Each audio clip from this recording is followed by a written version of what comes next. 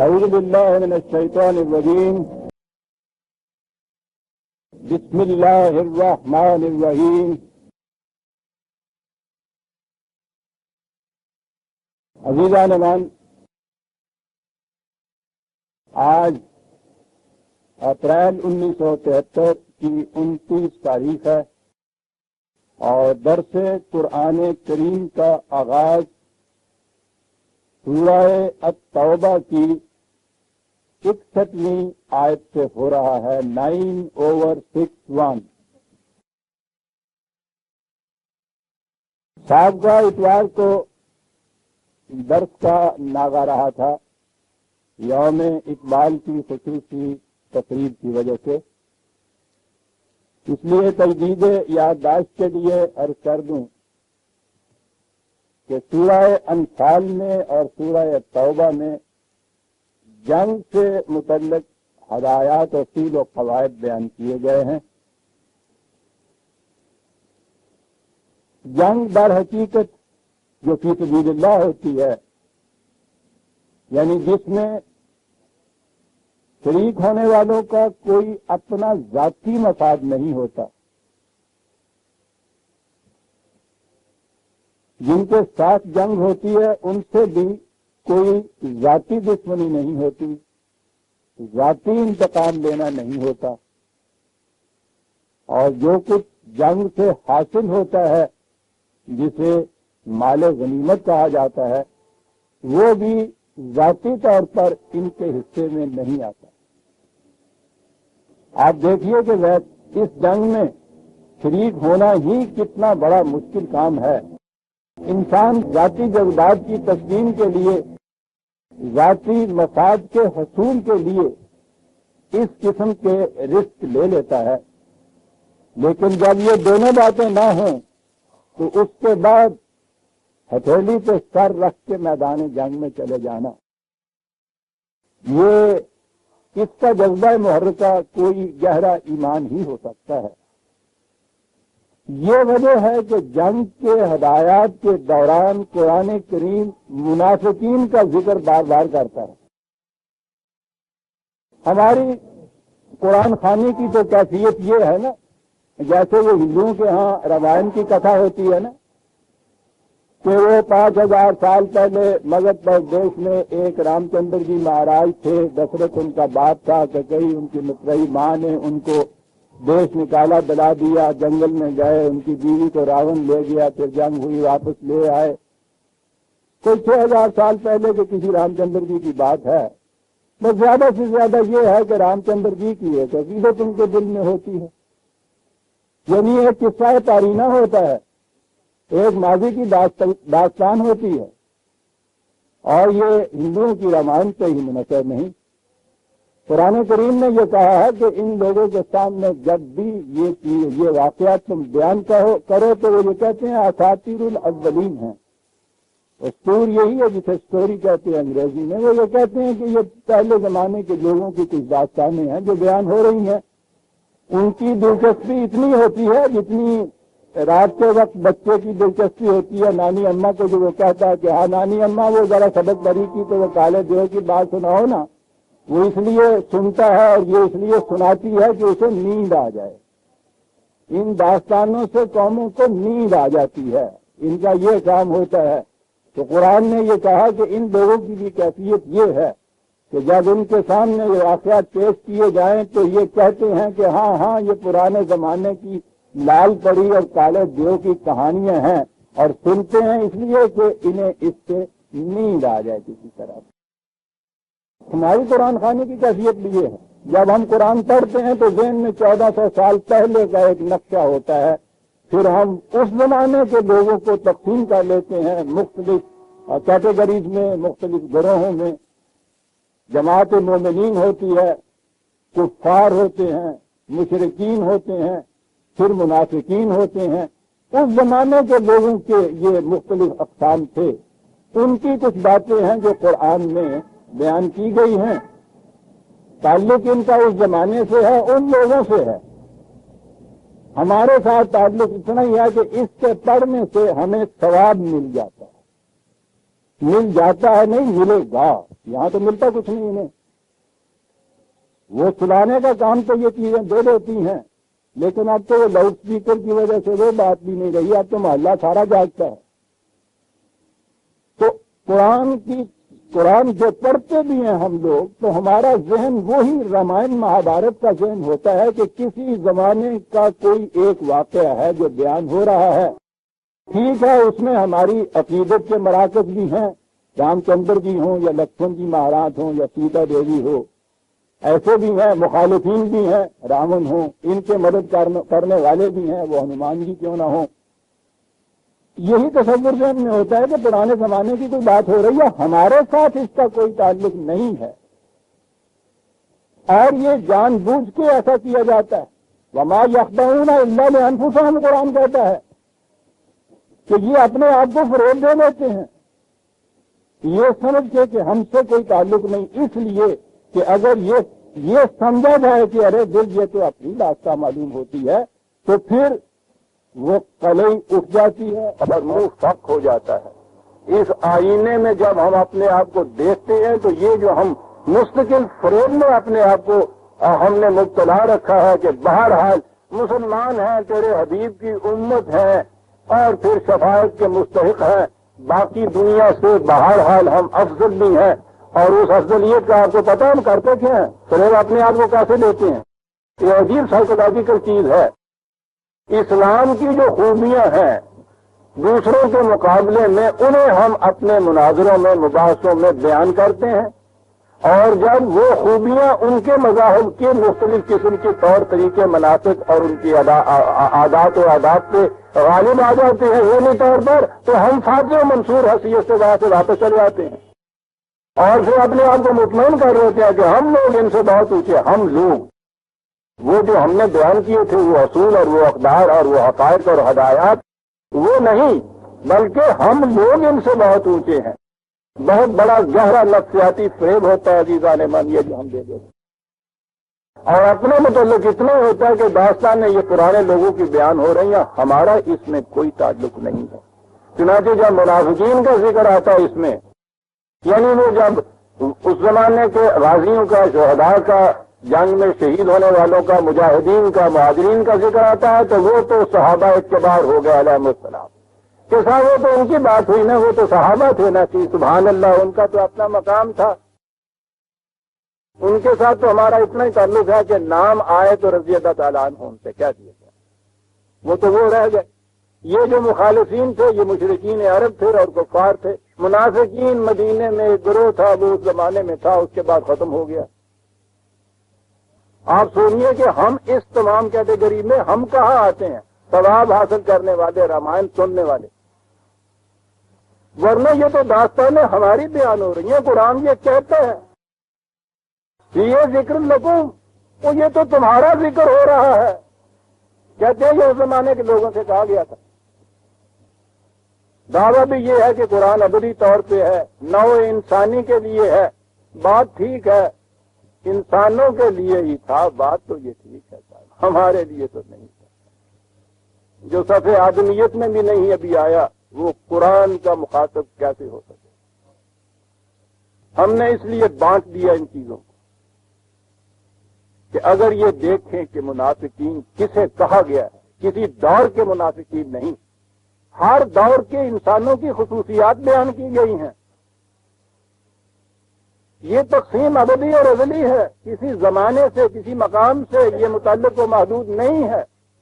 اس میں ہمارا اور آپ کا ذکر ہے، اس میں انسانوں کا ذکر ہے، قیامت تک کے لیے انسانوں کا ذکر ہے. یہ کیٹیگریز بھی قیامت تک کے لیے ہیں، منافقین بھی ان میں آتے ہیں. سر بات تو یہ لمبی ہو جائے گی، کیونکہ قرآن کریم نے تو اس شرح و بس سے ان منافقین کی عادات و قصائد و خصائص بیان کیے ہیں کہ انہیں اگر ہم سامنے رکھیں اور ذہن سے یہ نکال دیں کہ یہ رامائن کی کتھا ہے، ذہن میں یہ لے آئے کہ آج کے دور کی یہ باتیں ہو رہی ہیں.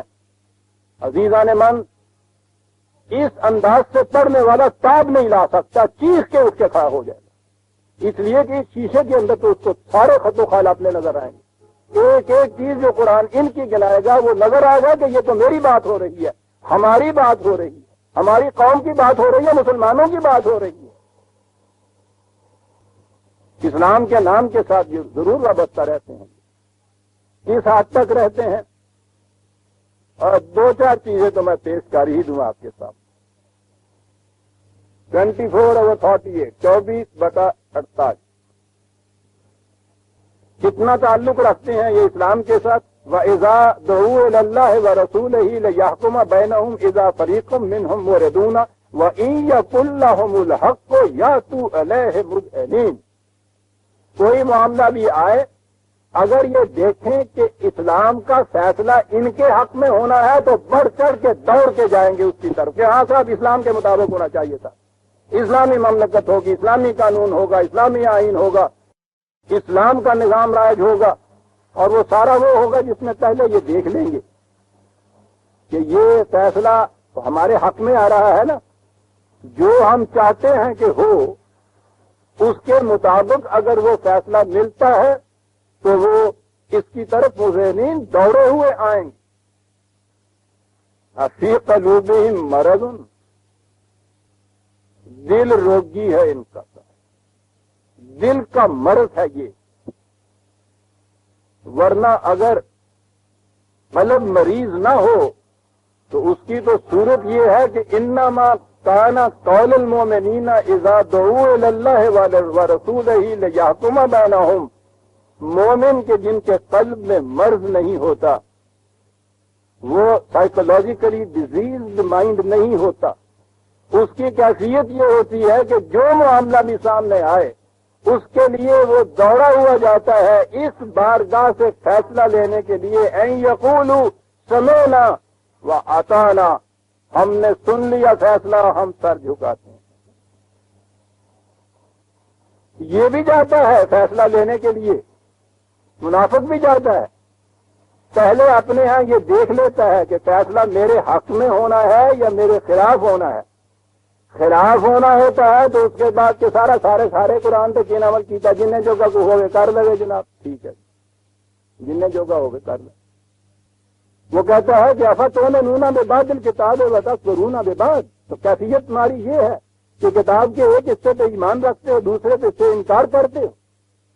فما جزاء من يفعل ذلك منكم الا خزي في الحياة الدنيا ويوم القيامة يردون الى اشد العذاب. تم میں سے جو بھی یہ کرے گا تو یہاں یہ بات نہیں ہے کہ آدھا تم نے مان لیا ہے تو 50% تو دے دیے، چلیے پاس مارک تو ہوگا. جو یہ انداز رکھے گا اس ضابطۂ ہدایت کے متعلق تو یاد رکھیے اس کے سوا کوئی دوسرا نتیجہ نہیں نکلے گا کہ اس دنیا میں بھی ذلت و خواری اس کے حصے میں آئے گی، اور آخرت کا عذاب تو پوچھو میں کتنا ہوگا صاحب. کہ ان کی سمجھ میں بات نہیں یہ آتی کہ صاحب عجیب بات ہے، بہرحال کچھ تو عمل کیا، نہ کرنے والے سے تو بہتر ہے. وہ یہ کہہ رہا تھا نہ کرنے والے کے متعلق، وہ کہتا ہے کہ کفر بھی اپنے نتائج رکھتا ہے، اگرچہ وہ جلدی ختم ہو جانے والے ہوتے ہیں، شعلہ مستعجل ہوتا ہے وہ بھی اپنے نتائج رکھتا ہے. اور ایمان کا تو پوچھئے نہیں کیا نتائج رکھتا ہے. یہ جو کیفیت ہے ان کی کہ جو معاملہ ہے اس کے متعلق پہلے دیکھ لیا جائے کہ ہمارے حق میں فیصلہ ہونا ہے تو اس کی طرف جائے، اور اگر نہیں ہونا ہے تو دوسری طرف نکل جائے. تو کہتا ہے اس کے یہ معنی نہیں کہ جتنے کے اوپر اس نے عمل کیا ہے اتنے % مارک اس کو مل جائیں گے. یہ ذہنیت جو ہوگی، اور یہ تو سیدھی سی بات ہے عزیزان مان، کوئی دکھ ہو بیماری ہو کوئی نسخہ لکھا کے لے آئیے، اور اس میں سے آپ کیجئے یہ کہ کچھ اجزاء جو آپ کو نظر آئے کہ کچھ سستے ہیں کچھ میٹھے ہیں وہ تو اس میں سے لے لیجئے، اور باقی حصہ اس میں سے وہ نکال کے گلوے پتے اپنے گھروں میں لا لو. پھر دیکھیے اس کا نتیجہ. چاہیے یہ نہ کہ آدھا مرض سے چلا جائے. 50% اگر آپ نے اضافہ لے لیے ہیں نسخے کے تو آدھا تو چلا لینا چاہیے نا. ڈاکٹر صاحب سے پوچھیے گا شام کو کہ آدھا گیا ہے یا دگنا ہو گیا. عزیزان ایمان، مذہب اور دین میں فرق یہ ہوتا ہے بات میں سے بات نکل آتی ہے. آج رونا رویا جاتا ہے کہ صاحب ہم تباہ اور برباد اس لیے ہو گئے کہ ہم مسلمان نہیں رہے تھے. بہت اچھا، دیکھیے تو صحیح ہماری حالت یہ، جھوٹ بولتے ہیں ہم، بددیانتی ہم کرتے ہیں، وعدہ خلافی ہم کرتے ہیں، کسی کی بات کا اعتماد نہیں ہے، آپس میں محبت نہیں ہے. یہ چیزیں ہیں نا. فسق و فجور میں مبتلا ہیں، اور آگے چلے جائیے صاحب، زناکاری بھی یہاں یہ ہوتی ہے، جوا بازی بھی ہوتی ہے، حرام کاری بھی ہوتی ہے، یہ ساری چیزیں کہی جاتی ہیں نا کہ یہ ہیں جو ہمارے عیوب و نقائص ہیں۔ میں پوچھتا یہ ہوں کہ دنیا کا کون سا مذہب ہے جو یہ کہتا ہے کہ جھوٹ بولا کرو، سچ نہ بولا کرو؟ کون سا مذہب ہے جو یہ کہتا ہے کہ بددیانتی کیا کرو، دیانتدار نہ ہوا کرو؟ یہ جتنی چیزیں آپ گناتے ہیں کہ ہم نے اسلام کو چھوڑ دیا، یہ تو ساری چیزیں دنیا کے ہر مذہب میں ملتی، اور مذاہب تو ایک طرف رہے۔ جو لوگ ایتھیسٹ ہیں، خدا کے بھی قائل نہیں ہیں، وہ بھی یہ کہیں گے کہ دیانتدار ہونا اچھا ہے۔ تو یہ کون سی خصوصیت ہے آپ کی جو اسلام کی آپ کہتے ہیں کہ دنیا میں ان الدین عند اللہ الاسلام، کے دین خدا کے نزدیک الاسلام ہی ہے، اس کے سوا جو کوئی بھی دین قبول کرے گا وہ قبول ہی نہیں کیا جائے گا، اس کے یہاں قبول نہیں کیا جائے گا۔ اور جو بتا رہے ہیں تفصیل، وہ تمام مذاہب عالم میں ملتی ہیں صاحب۔ یہی تو چیز تھی جو ابوالکلام آزاد کو گمراہ کر کے لے گئی۔ گمراہ تو وہ نہیں ہوا تھا، وہ تو ایک مصلحت تھی، لیکن بہرحال پیش اس نے یہی کیا کہ عالمگیر سچائیاں تمام مذاہب میں یکساں طور پر پائی جاتی ہیں، اور یہ گنا دی تھی اس نے، اس کا کوئی انکار ہی نہیں کر سکتا تھا۔ ٹھیک ہے جی، قرآن نے یہ نہیں کہا ہے کہ یہ مذہب ہے اور مذاہب میں پائی جاتی ہیں، وہ کہتا ہے ان الدین عند اللہ الاسلام۔ مذاہب تو سارے یہ ہوتے ہیں، الدین جو ہے وہ صرف الاسلام ہے، دوسرا نہیں ہے۔ یہ الدین ہے، یہ نظام حیات ہے، یہ ضابطہ ہے پورا زندگی کا، اور زندگی کے ضابطے میں یا نظام حیات میں یہ کیفیت نہیں ہوتی کہ آپ کچھ چیزیں اس میں سے لے لیں اور کچھ چیزیں چھوڑ دیں۔ اس میں انٹیگریشن نہایت ضروری ہوتا، سارے کا سالہ لینا ہوگا یا اسے چھوڑنا ہوگا۔ وہ ایک اجتماعی نظام ہے آپ کا، اس نظام کے اندر اگر آپ آ جائیں گے، اور یہ اگلی بات آئی، قرآن نے جو ان مذاہب سے کہا کہ میں جو کچھ لے کے آیا ہوں، رسول اللہ نے فرمایا یا قرآن نے یہ کہا یا خدا نے یہ کہا کہ یہ کیا ہے؟ مصدقا لما بین یدیہ، جن باتوں کا تم دعویٰ کرتے ہو وہ ہمارے ہاں، میں نے کہا نا ترجمے تو پتہ نہیں کہاں لے جاتے۔ ہمارے ہاں کہا یہ جاتا ہے کہ قرآن تصدیق کرتا ہے کتب سابقہ کی، یعنی انجیل کی، تورات کی، قدم قدم پہ وہ یہ کہتا ہے کہ ان میں تعریف ہو چکی ہے، ان میں الحاق ہو چکا ہے، وہ اصلی رہی نہیں ہے، صاحب کہتے ہیں کہ یہ تصدیق کرتا ہے ان کی۔ اندازہ لگائیے، انہیں یہ محرف بھی کہہ رہا ہے، یہ بھی کہہ رہا ہے کہ وہ اصلی حالت میں کوئی نہیں ہے، اس کے ساتھ یہ ان کی تصدیق بھی کر رہا ہے۔ مصدق کے معنی یہ نہیں ہوتے عزیزان معنی۔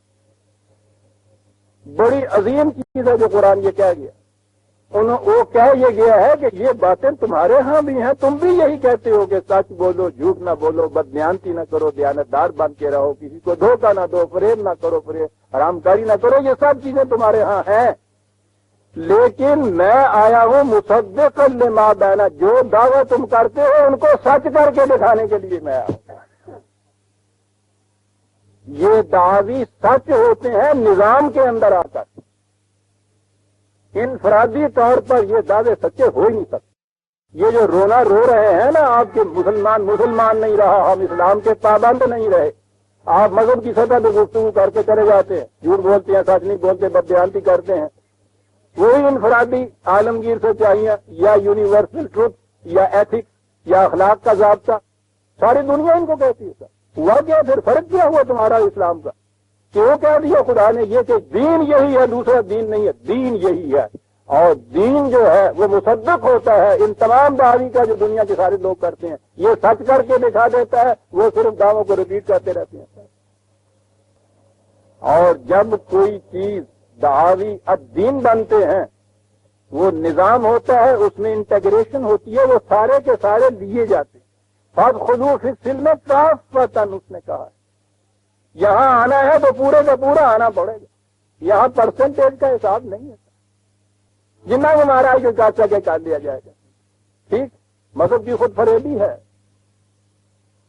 دین پورے کا پورا یا تو نافذ کرنا ہوگا یا چھوڑنا ہوگا۔ اور اگر بین رہنے والی بات آپ کرتے ہیں کہ کچھ چیزیں وہ مذہب دین کی، کچھ چیزیں باقی اپنی یا جہاں اپنا فائدہ ہو اس میں سے دے لیا، جہاں فائدہ نہ ہو اپنی مصلحت کوشیوں کی طرف آ گئے. یہ مذہب ہے اور مذہب پرستی کو منافقت کہتے ہیں قرآن کی اصطلاح.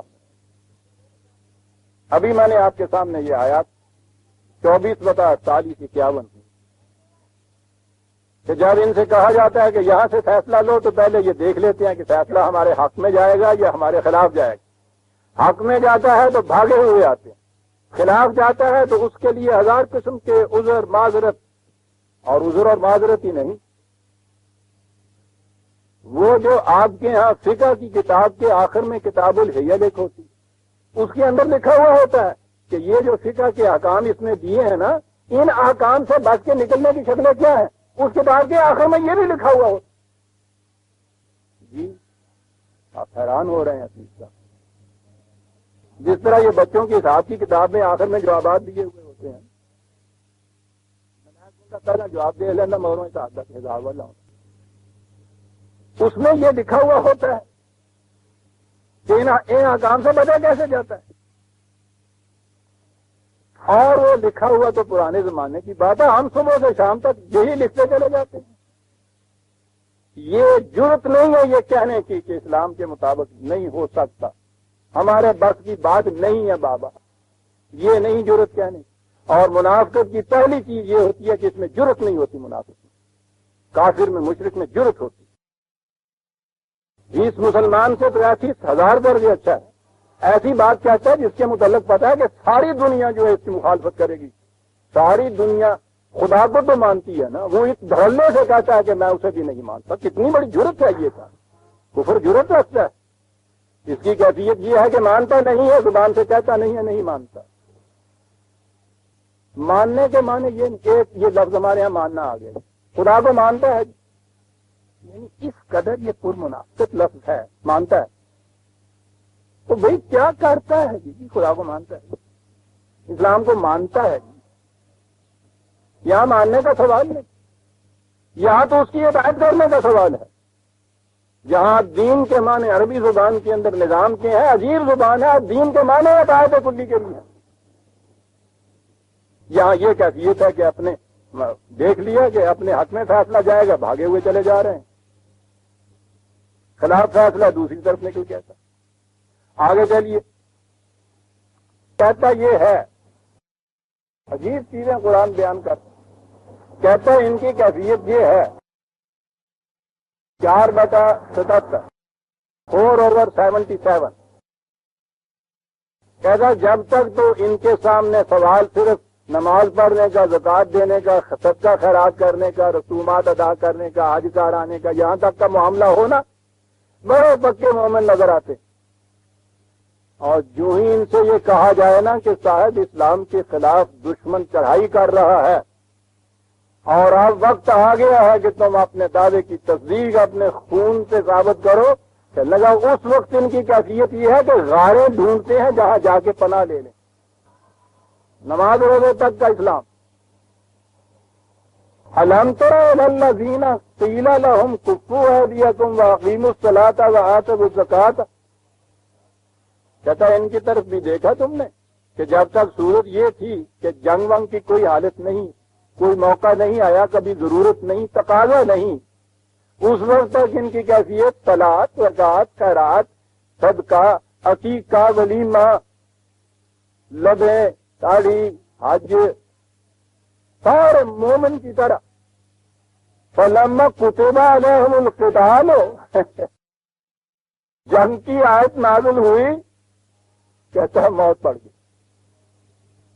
دیکھا، وقالوا ربنا لما كتبت علينا القتال لولا اخرتنا الى اجل قریب. وہ کہتے ہیں کہ یا اللہ اتنی جلدی کیا پڑی ہوئی تھی کہ آپ نے جنگ کی آیت بھی نازل کر دی، کوئی ٹھہر جاتے تھوڑا عرصہ، کوئی اور کھا پی لے. کہتا یہ کیفیت ہے ان کی. یہ اسلام، یہ نماز روزے تک کا اسلام. دیکھ رہے ہیں آپ مذہب اور دین میں کیا فرق ہوتا چلا جا رہا ہے. وہ ان تمام چیزوں کو جسے آپ یہ نماز روزہ اور زکوٰۃ کہہ رہے ہیں، یہ ساری چیزیں جتنی ہیں وہ تیاری کے لیے سپاہی کی ٹریننگ اور پی ٹی ہے جو روز صبح ہوتی ہے. یہ کاہے کے لیے فوج؟ جس وقت ان کو جائیے ان فوجیوں کو دیکھیے کچھ نہ کچھ کر رہے ہو. یہ سارا کچھ وہ کریں اور جب جنگ کے متعلق آیت نازل ہو یعنی اوپر سے ہیڈ کوارٹر سے حکم آ جائے تو اس کے بعد یہ اپنے اپنے گھروں کو چلے آئیں کہ صاحب یہ کون سا وقت ہے جنگ کرنے کا. یہ سارا جو کچھ کیا تھا انہوں نے کتنے سال لگ گئے ہوں اس میں.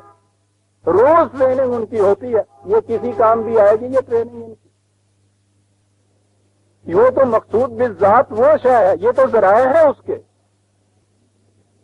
یہ آپ ایک ترخان لاتے ہیں ان کو کہتے ہیں کہ صاحب یہ ایک لکڑی لے کے دے دیتے ہیں اس کو دروازہ بنانا ہے. وہ کہتے ہیں آپ کو پتا ہے وہ شروع کس چیز سے کرتا ہے؟ اتنی سی وہ سلی نکالتا ہے وہ رندے کا ہوتا ہے پھل اس کا پانی ڈال کے اس پہ وہ گھستا ہے اسے.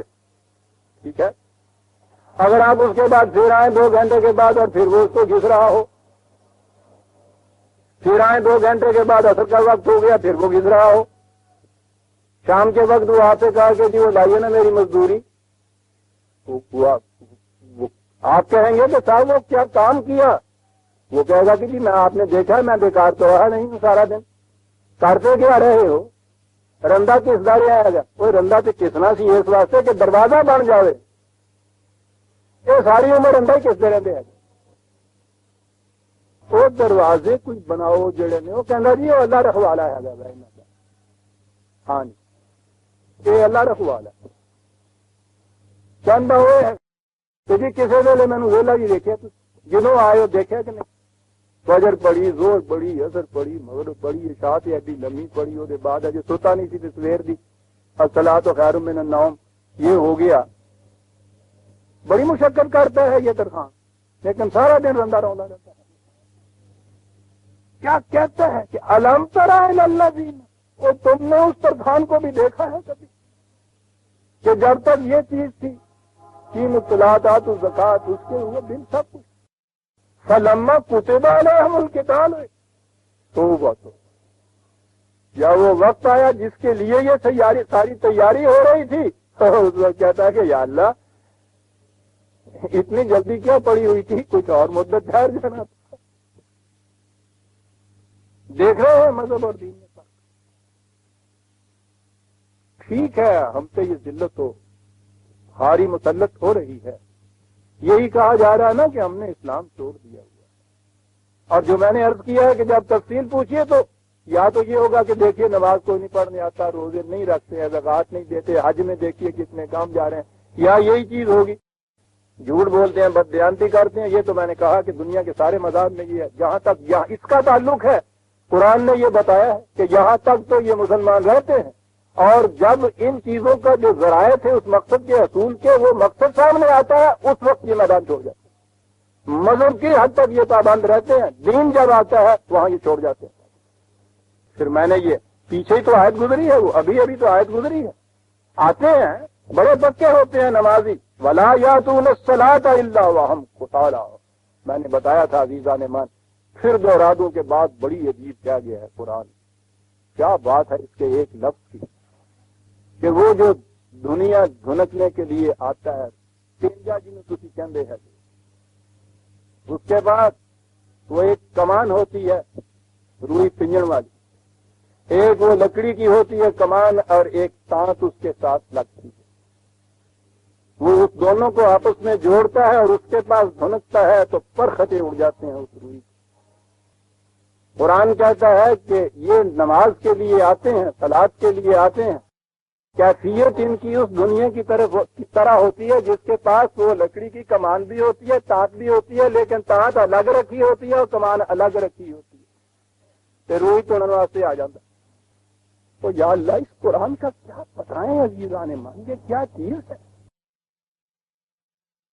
پوچھو اس دنیا سے سارا دن بیٹھا رہے یہ اس روئی کے کنارے شام تک کچھ بھی اس کے پلے یا اس کے پلے پڑے گا جس نے اس کو بلایا تھا روئی دھونے کے لیے. وہ ان کو تھا سب چیزیں ٹھیک بالکل فٹ پورا وضو ذرا سا حصہ بھی خشک رہ جائے تو کہتے ہیں ہوا نہیں ہے. نماز کے اندر تمام ارکان تعدیل کے ساتھ بالکل پاؤں میں اتنا فاصلہ ہاتھ اتنے بندے ہوئے اٹھے اتنے جھکو اتنا سجدے میں یہ سارے الفاظ حروف مخرج یوں جہاں سے یہ نکلے سب چیز ٹھیک ہے. تانت بھی ٹھیک، کمان بھی ٹھیک، بھائی اتنی سی چیز ہی ہے اس میں تانت اور کمان کو اکٹھا نہیں کیا۔ بات تو میں کہہ گیا کہ اتنی سی بات ہی ہے، قرآن کہتا سوچو تو صحیح ہے کتنی بڑی بات ہے اس کے بعد۔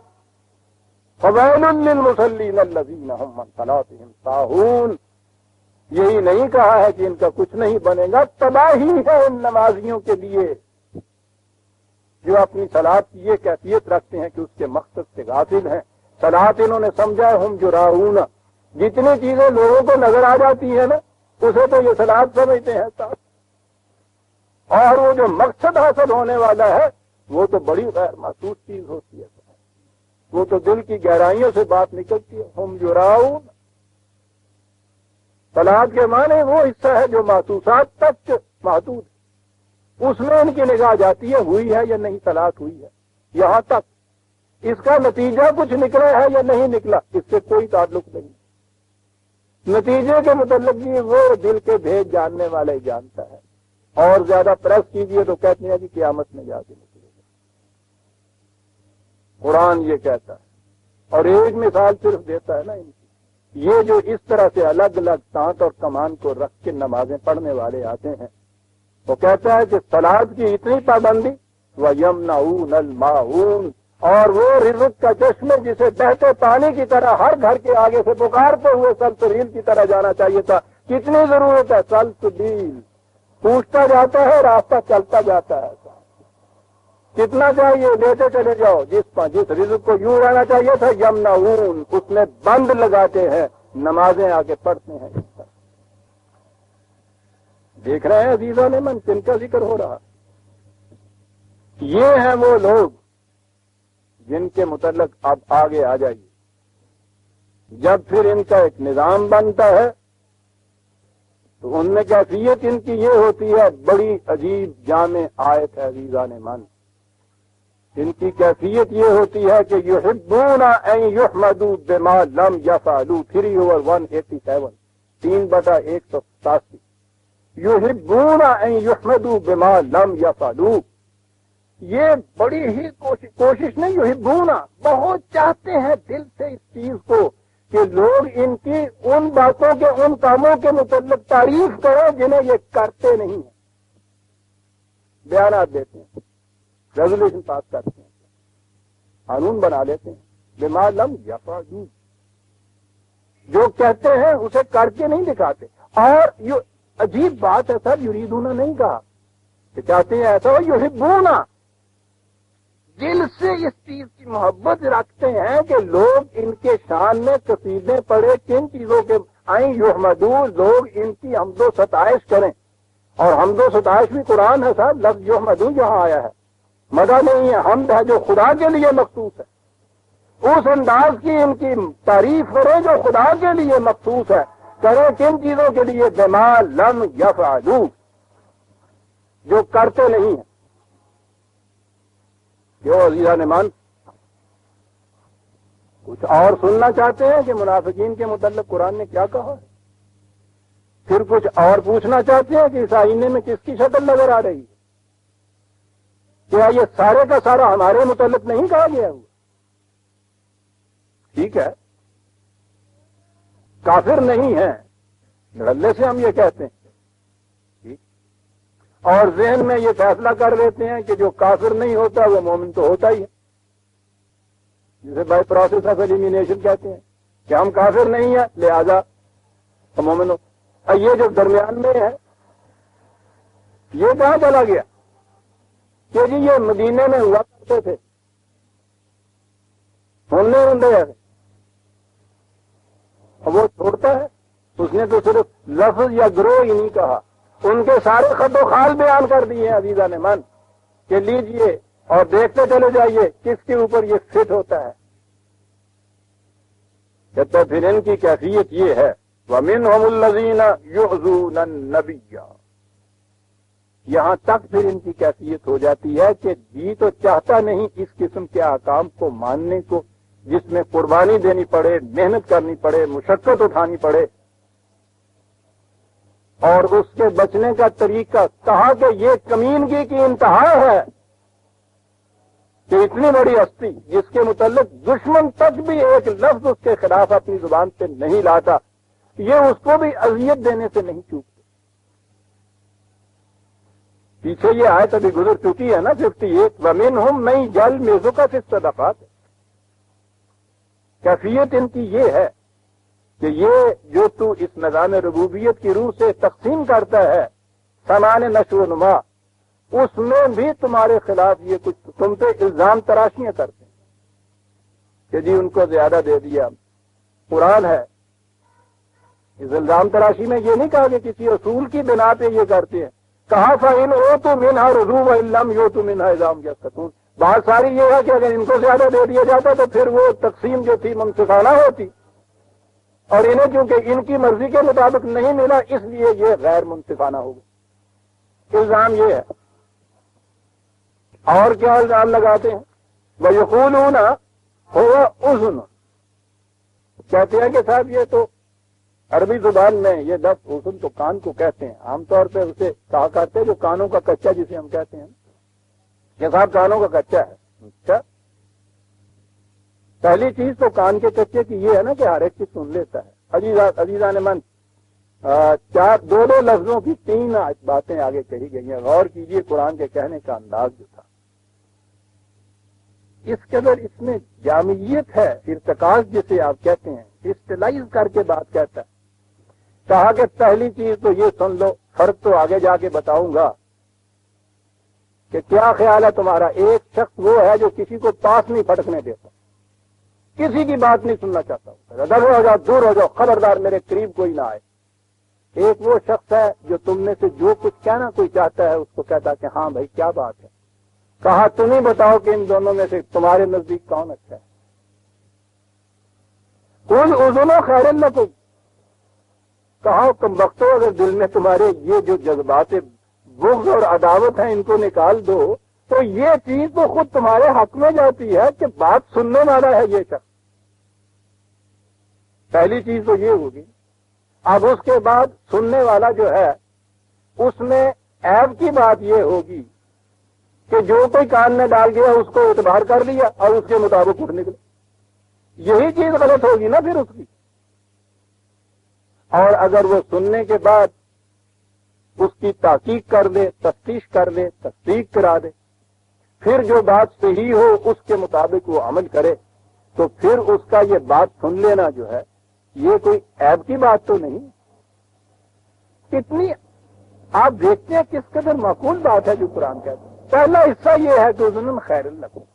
آگے دیکھیے عزیزہ نے من کس انداز سے بات ہو کہا، یؤمن باللہ و یؤمن للمؤمنین۔ عربی جاننے والے جانتے ہیں کہ یہ یؤمنوں کے ساتھ بے آئی ہے باللہ، اگلا یؤمن ہے وہ لام آیا ہے للمؤمنین۔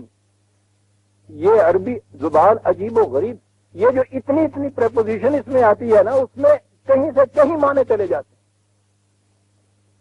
ویسے تو ہر زبان میں پریپوزیشنیں یہ کرتی ہیں، فائٹ فار اور فائٹ اگینسٹ میں بڑا فرق ہو جاتا ہے، لیکن عربی زبان میں تو یہ جو حروف جار آتے ہیں نا اتنے سے کہیں سے کہیں بات پہنچا دیتے ہیں۔ یہ جو حروف جار دو اس میں آئے ہیں، ان دونوں کے فرق نے بات بالکل نکھار کر سامنے ہو لیا۔ کہنے لگے پہلی چیز تو یہ ہے کہ ہر ایک کی سن لیتا ہے، اور اس کے بعد یہ بھی تو تمہیں معلوم ہے نا کہ خدا کے دیے ہوئے احکام، اصول، اقدار ان پہ یہ ایمان رکھتا ہے۔ ان میں سے زیادہ نہیں تو 2-3 تو تمہیں بھی معلوم ہے نا۔ پہلی چیز تو یہ تمہیں معلوم ہے، یہ اس پہ ایمان رکھتا ہے کہ لا تقف ما لیس لک بہ علم ان السمع والبصر والفؤاد کل اولئک کان عنہ مسئولا۔ 17/36 17/36 یہ ایمان رکھتا ہے اس چیز پہ جو خدا نے کہا ہے کہ کوئی بات جو تم پر پہنچے اس کے پیچھے یوں ہی نہ لگ جایا کرو، خود تحقیق کیا کرو۔ یاد رکھو تمہارے کان، تمہاری آنکھیں، تمہارا قلب، ان سے پوچھا جائے گا کہ تم نے تحقیق کے بعد یہ بات مانی تھی یا ویسے ہی مان لی تھی۔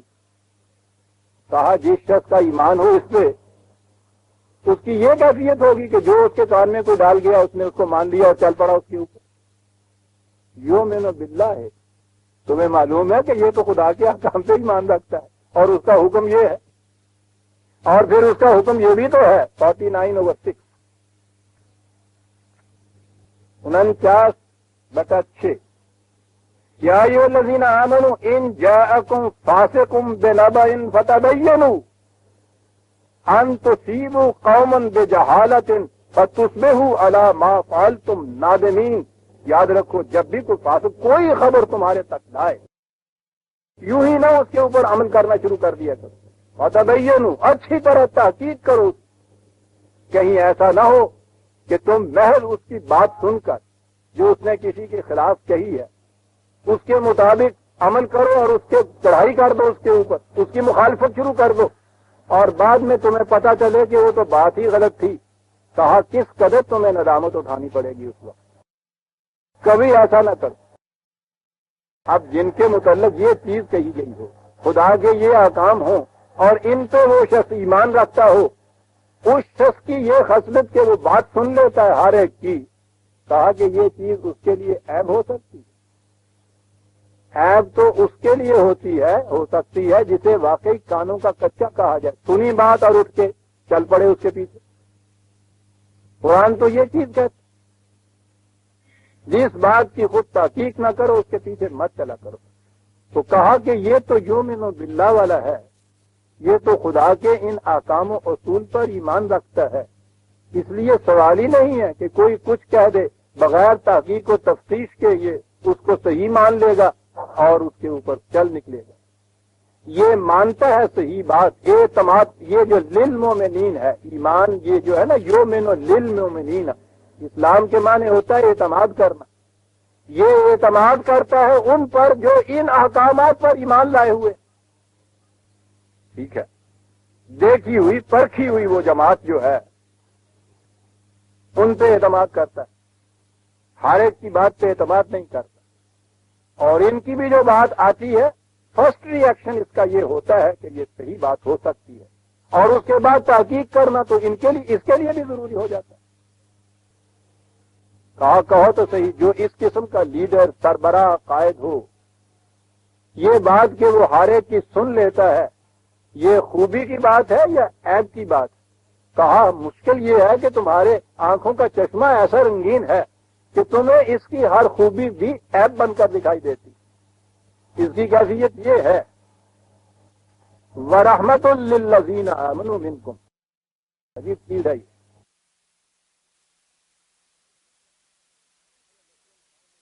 نشو و نما میں احسان کسی کا اٹھانا پڑ جائے، عزت نفس مجروح ہو جائے، اس رزق سے موت اچھی۔ قرآن کہتا ہے رزق ہی نہیں ملتا، دنیا کے نظاموں میں تمہیں رزق مل جائے گا، ہماری طرف سے تمہیں رزق کریم ملے گا، باعزت روٹی ملے گی۔ اور سب سے بڑی چیز یہ ہے بچے کو ماں جو پرورش کرتی ہے، اور ماں کی پرورش کا تو انداز ہی اور ہوتا ہے عزیزان ایمان۔ رحم کے اندر کی پرورش کا تو آپ پوچھیے نہیں، پتہ نہیں کہاں کہاں سے وہ سامان نشو و نما کس طریقے سے اس کے قابل بن کے اس بچے کے قابل، وہ اندر ہی اندر کوئی تبدیلیاں پیدا ہوتی رہتی ہیں اور اس کو خود بخود ملتا رہتا ہے، اس کو احساس تک بھی اس کا نہیں ہونے پاتا۔ احسان اٹھانا تو ایک طرف رہا، یہ کیفیت ہوتی ہے، پھر اس میں لوٹ اور لچک اتنی ہوتی ہے رحم کے اندر کہ اس میں سختی اور کرختگی نہیں ہوتی۔ کوئی نظام اور کوئی قانون جسے رزق ملتا ہے، جسے ہائٹ باؤنڈ کہتے ہیں، سختی اور کرختگی اس کے قالب میں اگر آتی ہو تو ہڈیاں پس رہی ہوں اس کی، ملتا تو ہو کھانے کو، لعنت ہے۔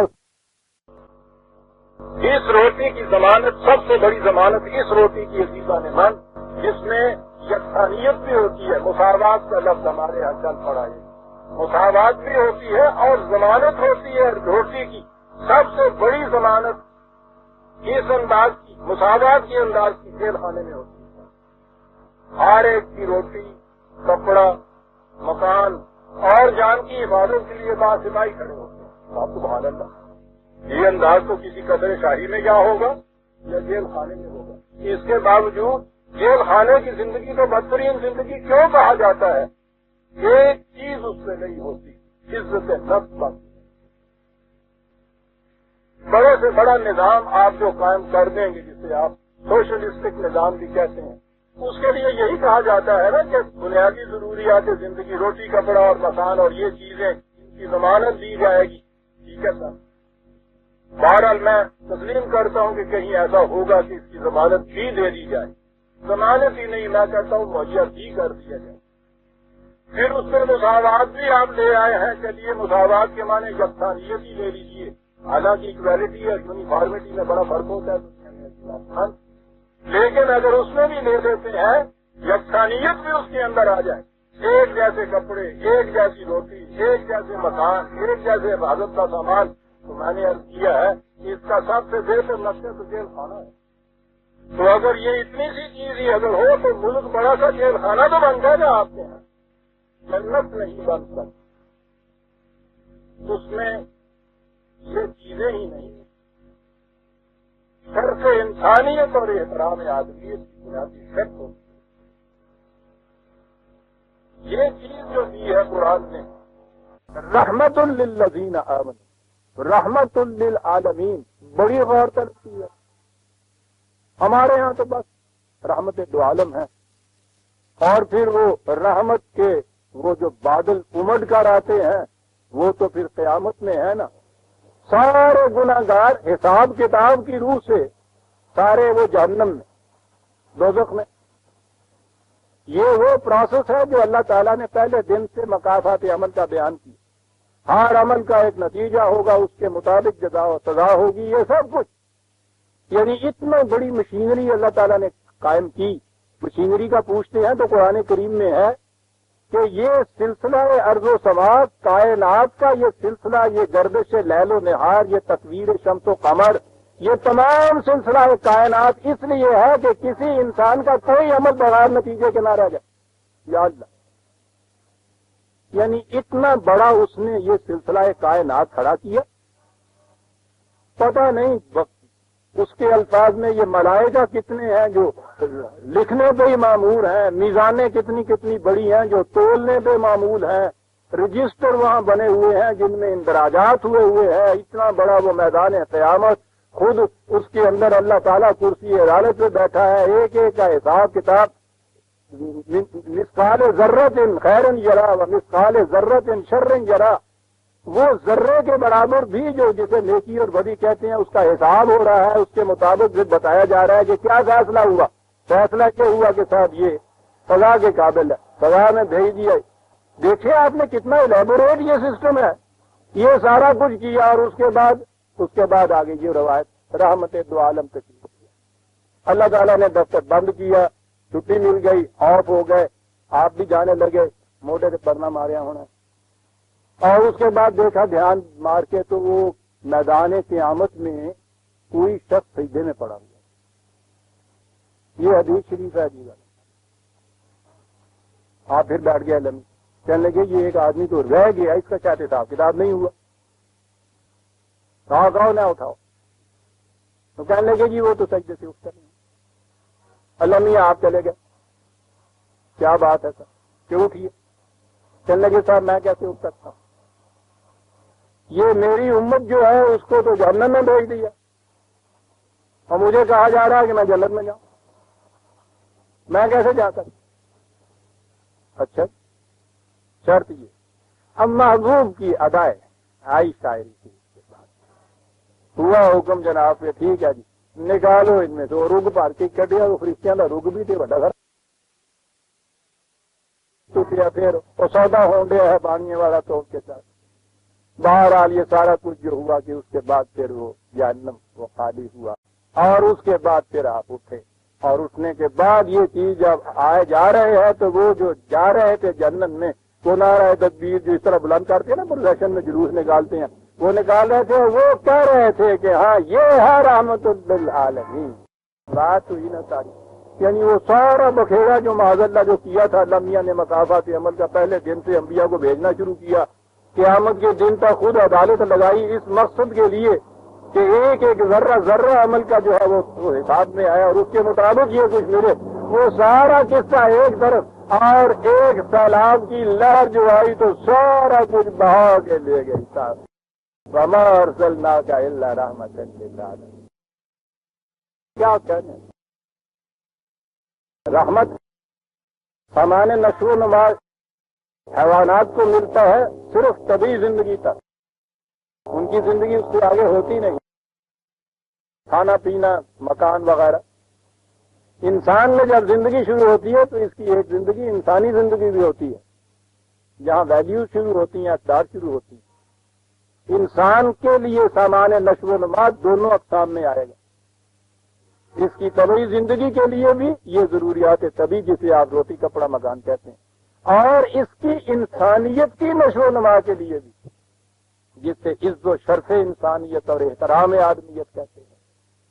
یہ دونوں چیزیں ملیں گی تو انسانوں کی صورت میں اسے رحمت کہا جائے گا۔ وہ رحمت عام اس لیے ہے کہ نہ تو یہودیت کی طرح وہ ایک نسل کے اندر پابند ہے کہ صرف بنی اسرائیل کے گھر میں پیدا ہونے والے جنت میں جائیں گے، نہ عیسائیت کی طرح اس کفارے پر ایمان رکھنے والوں تک کے لیے محدود۔ یہاں دروازہ کھلا ہے ساری دنیا کے لیے کہ جو بھی ان اقدار اور ان اصولوں کے اوپر ایمان لے، یعنی انہیں صحیح زندگی کا پیمانہ بنا لے، اسے یہ رحمت ملتی جائے گی۔ تو وہاں کہا یہ گیا ہے کہ وَمَا أَرْسَلْنَاكَ إِلَّا رَحْمَةً لِّلْعَالَمِينَ، جیسا میں نے ابھی عرض کیا 107۔ اور یہ پتا ہے کہ یہ رحمت پھر کیا ہے؟ تو میں نے عرض کیا کہ ہمارے ہاں تو پھر یہ وہ شاعری میں ان کے ہتھے چڑھ گئی تو رحمت یہ کچھ آئی، وہ کہتا ہے قُلْ إِنَّمَا يُوحِي إِلَيَّ، ان سے کہہ دو کہ یہ وحی ہے میری، یہ ہے رحمت۔ انما الہکم الہ واحد، اور کہا فہل انتم مسلمون، کیا جھکتے ہو یا نہیں اس کے سامنے؟ دیکھا آپ نے کہ رحمت کے ساتھ کیا کہا، اور اسی لیے یہاں کہہ دیا کہ وَرَحْمَةٌ لِّلَّذِينَ آمَنُوا مِنْكُمْ، یہ رحمت ان کے لیے ہو سکتی ہے کہ جو ان اصول و اقدار کی صداقت پر یقین رکھ لیں، ان کے لیے یہ صرف رحمت ہے۔ یہ جو یہ یقین رکھنے والے اور عمل کی روح سے جنت میں جانے والے ہیں ان کے لیے تو یہ رحمت بناتے نہیں، اور یہ جو ان سے تمام جتنی چیزیں ہم سے اعراض برتتے، سرکشی برت کے، بغاوت کر کے، ان کے خلاف زندگی بسر کر کے جہنم کے مستحق ہوتے ہیں، ان کے لیے یہ رحمت بنا رہے ہیں۔ اور وہ کہہ رہا ہے رحمت للذین آمنوا منکم۔ میرا خیال ہے آپ نے اس سے پیشتر یہ حصہ آیت کا کبھی سنا ہی نہیں ہوگا، وَمَا أَرْسَلْنَاكَ إِلَّا رَحْمَةً لِّلْعَالَمِينَ تو آپ نے ہر واعظ میں، ہر میلاد کی مجلس میں سنا ہوگا، لیکن یہ ٹکڑا کبھی نہیں سنا ہوگا آپ کہ وَرَحْمَةٌ لِّلَّذِينَ آمَنُوا مِنكُمْ وَالَّذِينَ يُؤْذُونَ رَسُولَ اللَّهِ لَهُمْ عَذَابٌ أَلِيمٌ۔ اور جو باعث اذیت اس طرح سے بنتے ہیں ان کے لیے تو درد انگیز عذاب ہے۔ عجیب بات آگے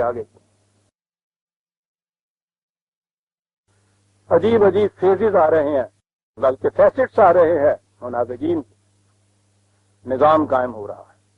افرادی تو ہوتے ہیں اس میں بھی جن پر وہ مشتمل ہوتا ہے، دیکھیے فرق کتنا ہے۔ یحلفون باللہ لکم لیردوکم، یہ لوگ تمہارے پاس الگ الگ آئیں گے اور قسمیں کھا کے کہیں گے کہ صاحب ہم تمہیں راضی کرتے ہیں اور معاملہ کرو ہمارے ساتھ کیا کرتے۔ دیکھا آپ نے منافقت کہاں جا رہی ہے؟ پارٹیوں کے ممبر توڑنے کی چیزیں یہ قسمیں کھا کھا کے تمہیں کہیں گے کہ ہم تمہارے ساتھ ہیں، کہو کن شرطوں پہ راضی ہوتے؟ کہا ان کو بتا دو کہ یہ مسیحی سیاست نہیں، یہ مذہب کی دنیا نہیں ہے، یہاں افراد سے واسطہ نہیں ہے کہ ان کو راضی کر لیا جائے، یہاں سوال ہی کچھ اور ہے۔ واللہ ورسولہ احق ان یرضوہ ان کانوا مؤمنین، مومن ہو تو یاد رکھو راضی کرنا ہوگا اس نظام کو جو خدا کے احکام کے مطابق رسول نے قائم کیا ہے، اس کو راضی کرو، افراد کو راضی کرنے کا یہاں سوال ہی نہیں ہے۔ منافق یہ کرتا ہے، افراد کو توڑتا ہے، اس میں مومن نظام کو راضی رکھتا۔ کہا یہ ہے فرق، آپ دیکھ رہے ہیں عزیزان من۔ بہرحال دوسرے وقت میں صحیح کبھی اور آگے منافقت کی بات آئے گی تو میں سمجھتا ہوں ایک آدھ درس کیا، جب اپنی بات کہنی ہوگی تو پھر تو پتہ نہیں کتنے درس اس میں چلیں گے عزیزان من۔ ایک ایک فیس قرآن نے بتا دیا ہے منافقت۔ کہ سب سے زیادہ خطرہ کسی نظام کو منافقین سے ہوتا ہے جو نقاب اوڑھ کر آتے ہیں، اسلام کا، اقامت دین کا، خدا اور رسول کا نام زبانوں پر ہوتا ہے، اور آتے ہیں اس لیے کہ کسی طرح سے جہاں نظام اسلام کا قائم نہ ہونے پائے۔ ایک ایک جز قرآن نے گنا کے بتا دیا ہے ان کا کیا کہتے ہیں۔ آپ دیکھتے ہیں یہ کیا کیفیت بتائی ہے کہ افراد کے پاس جائیں گے الگ الگ، ان سے سودا بازی کریں گے، لے یردوکم، یہ کریں تو کہہ دو کہ یہ نظام واللہ ورسولہ احق ان یردوہ ان کانوا مؤمنین۔ اس میں تو افراد کا راضی رکھنا، افراد کا ناخوش ہو جانا کچھ مانے نہیں سکتا۔ اس میں تو اس کے ساتھ تم نے جا کے اسے راضی، جسے کیا اور رضو کیا مانے ہیں، اس کے مانے ہم آہنگ ہو جانا ہے۔ یہ لفظ راضی جو ہے نا، ہمارے یہاں تو اردو میں اور بات ہوتی ہے نا، اپنے اللہ کو راضی کر لو جی، خدا کی خوشنودی جو ہے مولا کو منا لیجیے صاحب، یعنی وہ بگڑا ہوا بیٹھا ہے اور ساری کوشش انسانوں کی یہ ہو رہی ہے کہ اسے راضی کر رہے ہیں، وہ راضی نہیں ہوں۔ بہرحال بندے پہ چھوٹا چھوٹا پیمانہ ہوتا ہے ان کا، چھوٹی چھوٹی سی باتوں پہ راضی ہو جاتے ہیں، تو اللہ کا تو پیمانہ بھی آپ تو نہیں ہے نا، یہ اپنے خدا کو راضی کر لیں۔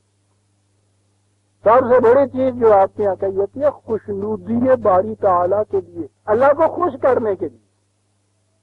میں وہ خوش ہو گیا تو موجہ ہو گئی، وہ ناراض ہو گیا تو وہ نے جناب گدھوں کی حل چلوا دی، کان بچا کان کرا دیتا۔ جناب معاف رکھیے گا میں نے جیسا کہا کرتا ہوں، کہتے تو یہ ہے نا کہ یہ جو سلطان یا بادشاہ تھا ان کے ہاں کا، وہ ذل اللہ علی الارض تھا، خدا کا سایہ تھا زمین پہ، یہ غلط ہے۔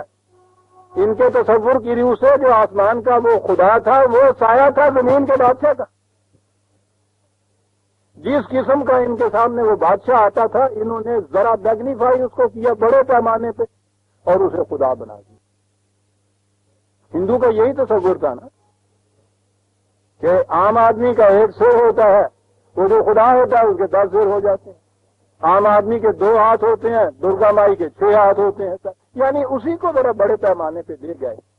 ان کی بھی یہ کیفیت ہے کہ ہر وقت دنیا میں مذوقیت جو ہے اس کی بنیاد اس پہ ہوتی ہے کہ اگر اس فرد کو تم نے کسی طرح سے راضی کر دیا تو راضی عیش دکھتا ہے، اگر وہ فرد ناراض ہو گیا تو پھر آپ کہیں کے نہ رہے۔ یعنی صرف اس فرد کی خوشنودی اور ناراضگی ہے۔ آپ دیکھ رہے ہیں کہ مذہب کی دنیا میں سارا زور اس پہ دیا جا رہا ہے کہ خدا کی ناراضگی مول نہ لو، خدا کو خوش کر لو کسی، یعنی عمل کے مقصد کی انتہا خوشنودی باری تک۔ عزیزان مان، یہ خوش ہونا اور ناراض ہونا یہ تو انسانی جذبات ہیں۔ واللہ غنی علی العالمین، سبحان اللہ تعالی عما یصفون۔ یہ جو تم اس کے متعلق یہ صفات بیان کرتے ہو، عزیزان مان، گالیاں نہیں کہا، اللہ اکبر، جو تم اس کی صفات بیان کرتے ہو نا اپنے پیمانے کے مطابق، وہ اس سے بہت بلند ہے۔ خدا تو ہو ہی وہ سکتا ہے جو انسانی جذبات سے محرہ ہو، جسے غصہ آ جائے جو یوں ہی راضی ہو جائے، مہاراج رنجیت سنگھ ہوا خدا کا ہو جائے، وہاں تو اٹل قانون چلتا ہے۔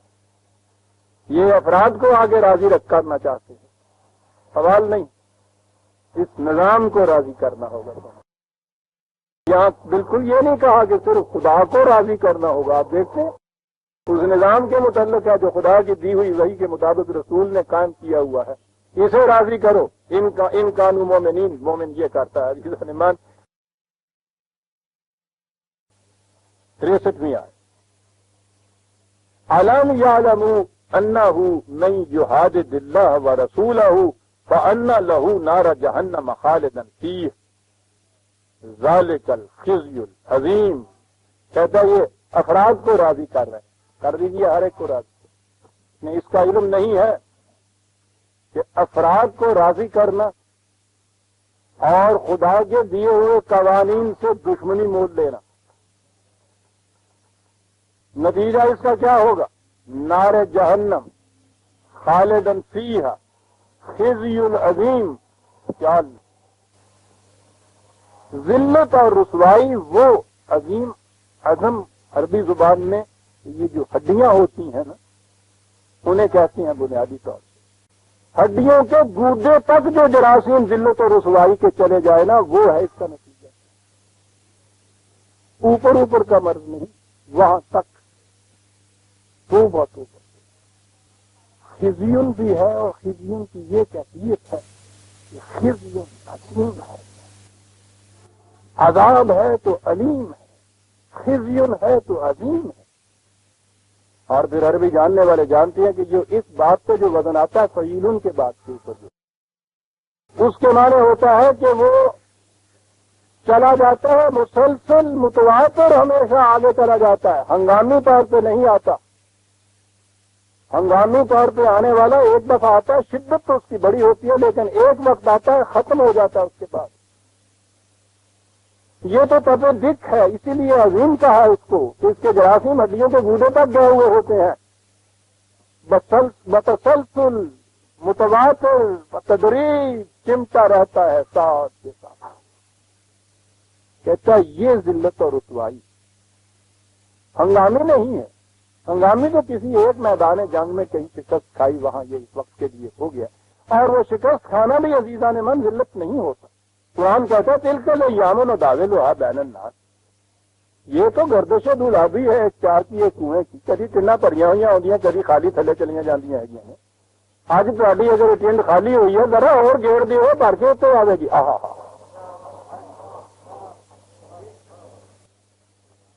دل کا لئے یامن و داغل ہوا بین خوہ دیاں ٹناں نوں کہندے نے. خوہ چلدا رہے صحیح کوئی حرج نہیں کسی دے اگر ٹنڈ خالی بھی ہو گئی ہے پر کیا نکلے گی یہ جڑی ہے لیکن خالی ہونے تو جدا کوئی کھلو گیا اپنا جنانے بھی اس میں کتنے پڑنا ہے. یہ خزی و نظیم نہیں خزی و نظیم ہوتی ہے مسلسل متواتر الگ تواتر جو چلی آئے. پہلا دور جس کو ہم پیش کر دیتے ہیں ایک درخشندہ دور اپنے آپ کو فریب دینے کے لیے دوسروں سے مناظرہ جیتنے کے لیے. اتنا ہی اس کا مقصد ہمارے ہاں اس تاریخ کا رہ گیا کہ دیکھیے انہوں کیا کر کے دکھا دیا اسلام کے ساتھ. چلیے خوش ہو گئے اور اس کے بعد ساری تاریخ آپ کی جتنی آپ گناتے چلے جاتے ہیں عزیزان من خزی و عظیم کی تاریخ ہے آپ کی داستانی ذلت اور رسوائیوں کی.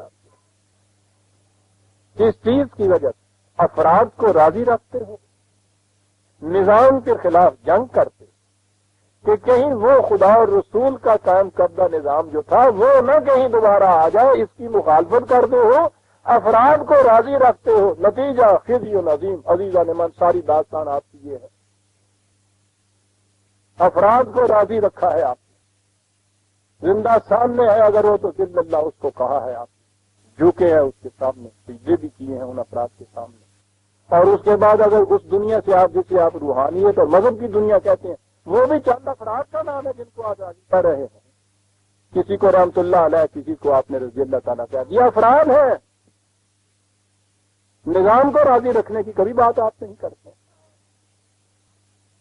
غلط نظام کے اندر عزیزان من افراد اگر اپنے اندر کچھ خوبیاں بھی رکھتے ہیں جو ان کی ذات تک محدود ہیں کتنے ہی نیک کیوں نہ ہوں کتنے خوشتوار کیوں نہ ہوں ان کی اپنی ذات تک کی کوئی چیزیں ہیں.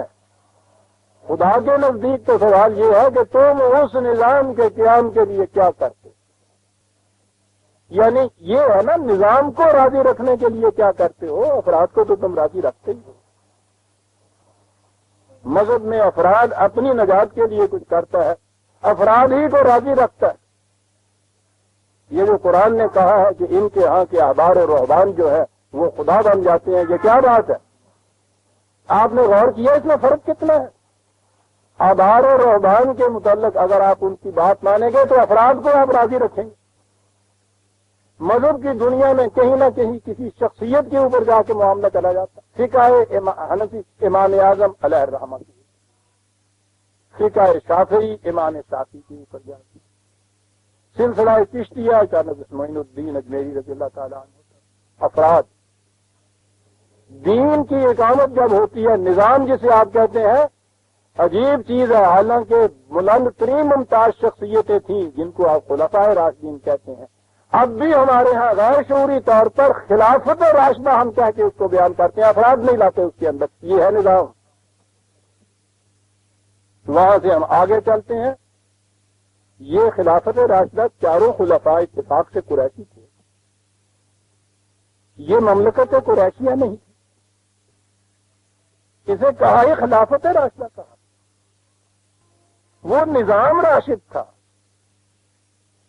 میں شبہ نہیں کہ نظام کے یہ جو سربراہ افراد تھے یقیناً یہ بھی راشد تھے، لیکن آپ دیکھیے گا اس دور کے اندر مسلمان کتنا گہرائیوں میں جاتا تھا. وہ ان کے نام سے نہیں یہ چیز کہی، حالانکہ وہ بھی ہم راشد مانتے ہیں ان کو.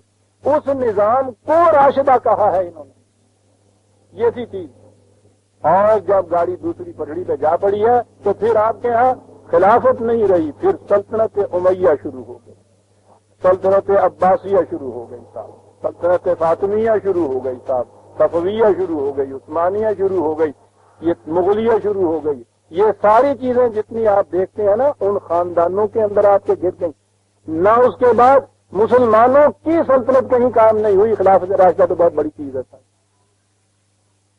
تاریخ میں پہلی دفعہ یہ کانسیپٹ، یہ تصور دیا یہاں علامہ اقبال نے اور قائد اعظم نے آ کر کہ بابا کسی خاندان کی سلطنت نہیں، کسی فرد کی مملکت نہیں، بلکہ ایک نظام جو خدا کے دی ہوئی اقدار و اصولوں کے مطابق یہاں قائم کیا جائے گا. اس تصور کے لیے یہ خطہ پاک آپ کے یہاں لیا. یہ بہت بڑا تجربہ تھا جو یہاں ہونا تھا. ٹھیک ہے، اس وقت تک ہم اس میں ناکام ہیں، لیکن ہم تو نا امید نہیں ہیں، ہم تو پورا امید ہیں. اور وہ اس لیے پورا امید ہے کہ بہرحال کوئی خطہ زمین ہو، یہ خطہ زمین نہ ہو، کوئی اور خطہ زمین ہو، اس کا وعدہ ہے الدین کل ہی. یہ تو دنیا کے ہر نظام کے اوپر اس نظام نے غالب آنا ہے. یہ دیکھیے افراد نہیں کہا قرآن نے کیا، والذی ارسل رسولہ بالہدی ودین الحق. رسول کی عظمت بھی اس لیے ہے کہ وہ لے کے آیا ہے ایک دین حق، ایک نظام جو حق پر مبنی ہے، اور وہ لے کے آیا ہے لیظہرہ علی الدین کلہ. تمام نظام ہے جتنے انسانوں کے ذہنوں کے خود ساختہ ہوں گے ان پہ آخر الامر یہ غالب آ کر رہے گا. نظام کہا ہے، دین الحق کہا ہے، فرد نہیں ہے. رسول اللہ اور آپ کے جو جانشینوں نے بھی جو قائم کیا تھا تو یہ دین الحق قائم کیا تھا، نظام قائم کیا تھا حق پر مبنی، افراد نہیں آتے. اس لیے یہ کہا کہ تم افراد کو راضی رکھتے ہو وَيُحَادِدُ اللَّهَ وَرَسُولَهُ، اور نظام خدا بندی کی مخالفت کرتے ہو. نتیجہ اس کا نار جہنم خالدن فی ذالک الخزي العظیم. یحذر المنافقون ان تنزل علیہم سورۃ تنبئہم بما فی قلوبہم. کہتا ہر وقت ان کو یہ دغدغہ رہتا ہے، پریشانی رہتی ہے کہ کہیں کوئی ایسی صورت نازل نہ ہو جائے جن میں ہمارا نام لے دیا جائے. یعنی منافق جو در کے اصل قرآن نے کہا ہے کہ جہنم کے اندر کافر بھی ہوتا ہے، ان اقدار کو نہ مانے. کافر گالی نہیں ہے کوئی، نان ممبر جس کے آپ کہتے ہیں، یہ بھی ہوتا ہے، ٹھیک ہے. لیکن جہنم کا در کے اسفل جو ہے نا، سب سے نچلا گڑا جو ہے اس میں منافق ہوتا ہے.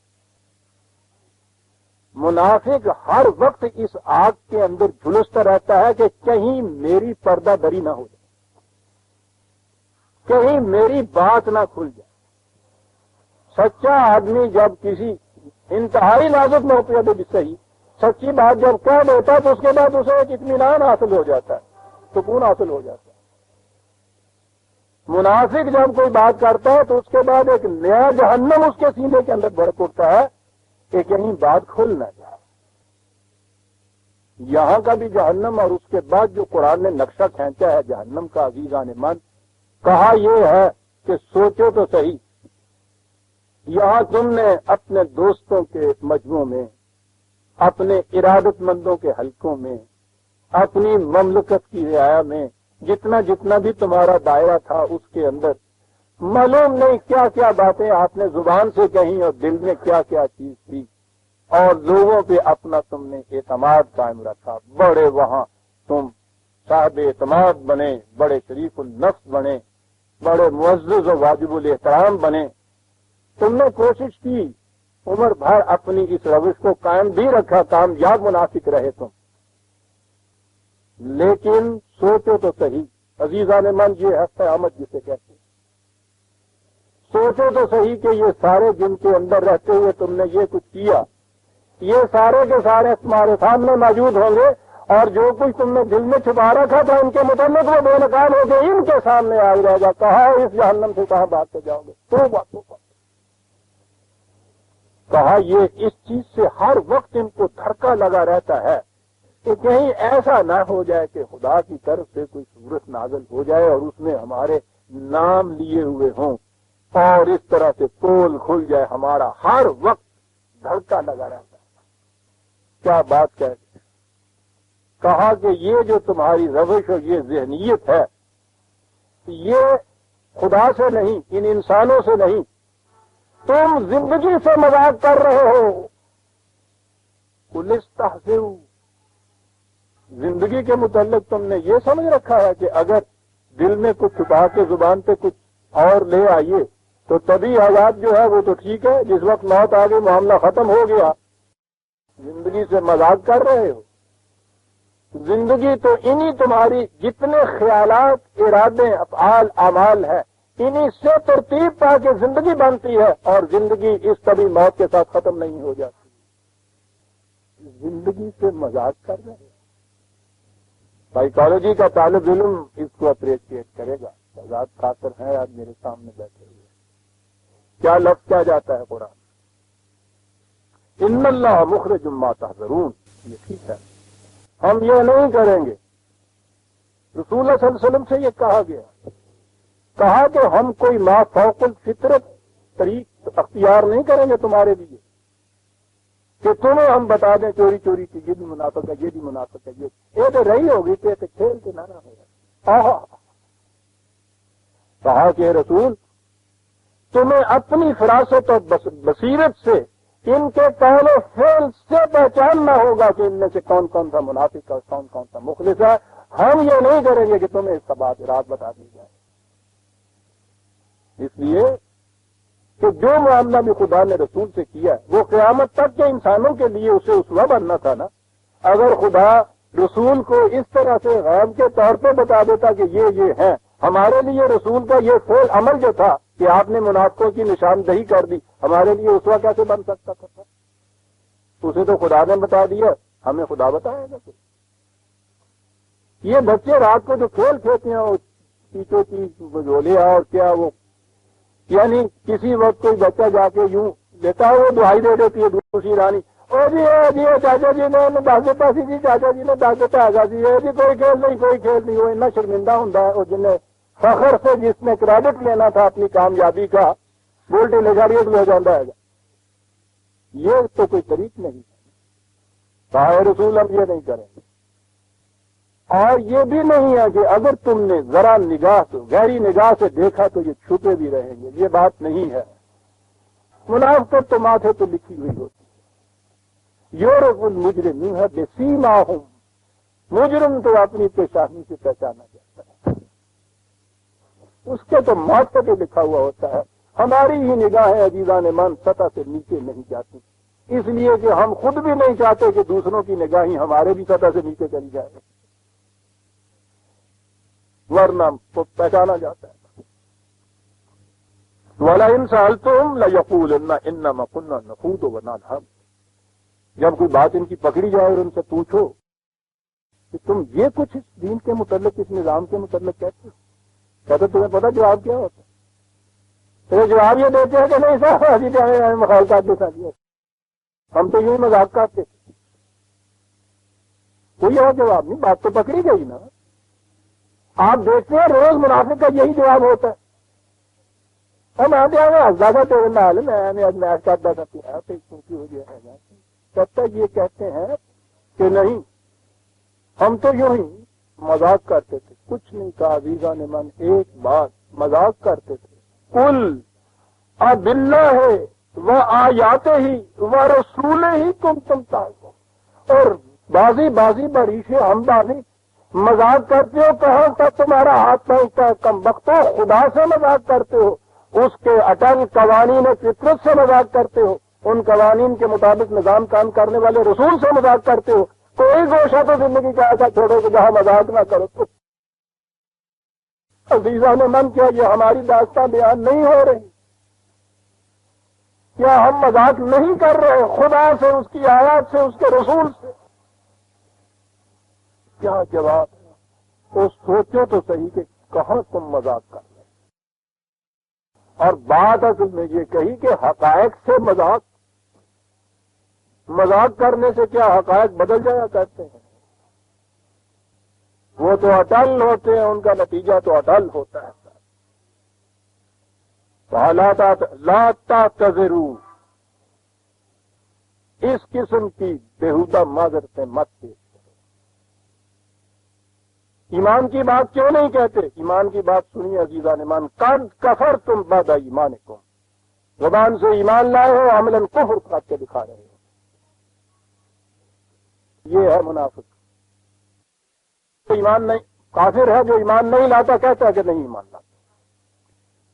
کہا یہ ہے جو کچھ تم کر رہے ہو، کہتے یہ ہو کہ ہم ایمان لائے ہوئے، قد کفرتم، اور انکار کیے ہوئے اس سے۔ ان نعفو عن طائفۃ منکم نعذب طائفۃ بانہم کانوا مجرمین۔ اب یہی چیز ہے، اس کے بعد بھی ٹھیک ہے، کفر مسلم ہے تمہارے خلاف، لیکن زندگی میں تو مواقع جو ہیں یہ کھلے رہتے ہیں ہمارے یہاں۔ ہم اب بھی تمہارے اوپر دروازہ نہیں بند کرتے، یہ ہے رحمت۔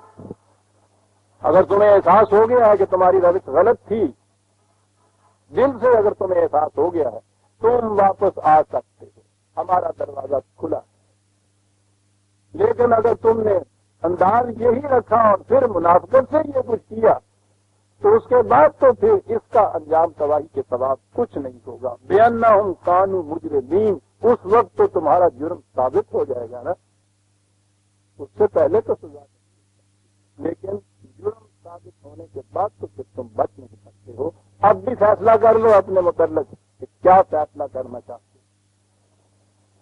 ہم نے 1000 برس میں عزیزان من یہ فیصلہ نہ کیا کہ ہم منافقت چھوڑ کے یا کھلا ہوا کفر اختیار کر لیں، اور ایمان تو ہوتا ہی کھلا ہوا ہے عزیزان من۔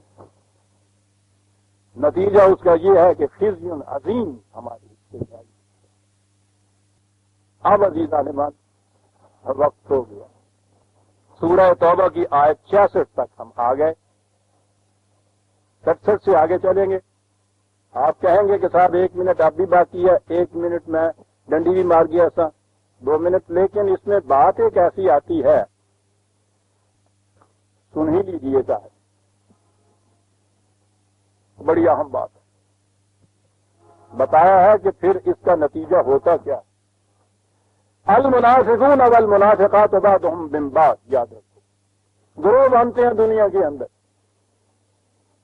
کہتا ہے یہ جو اس قسم کے روش رکھنے والے ہیں وہ ایک الگ ٹولہ بن جاتے ہیں، منافقین کا ایک ٹولہ بن جاتا ہے الگ، ایک پارٹی الگ بن جاتی۔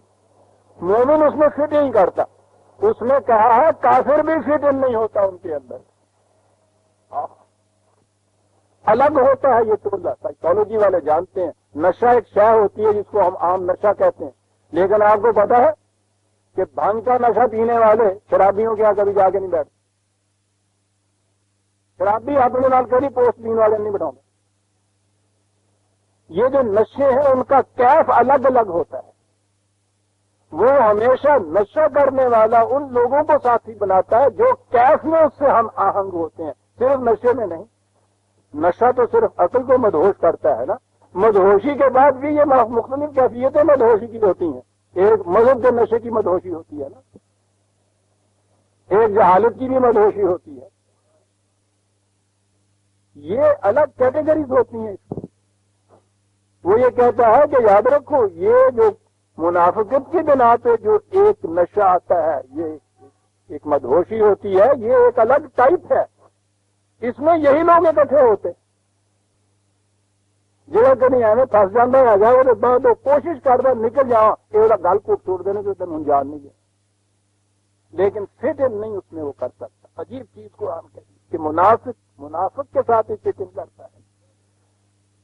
ان کی پہچان یہ، مومن کی پہچان تو یہ ہے کہ یہ ہمیشہ ان چیزوں کو کا حکم دیتے ہیں، ان چیزوں کو نافذ کرتے ہیں کہ جو اس نے منع کی ہوئی ہیں، اور یعنی ان سے روکتے ہیں اور انہیں نافذ کرتے ہیں کہ جنہیں اس نے ریکگنائز کیا ہوا ہے۔ ان کا انداز بالکل مختلف ہوتا ہے۔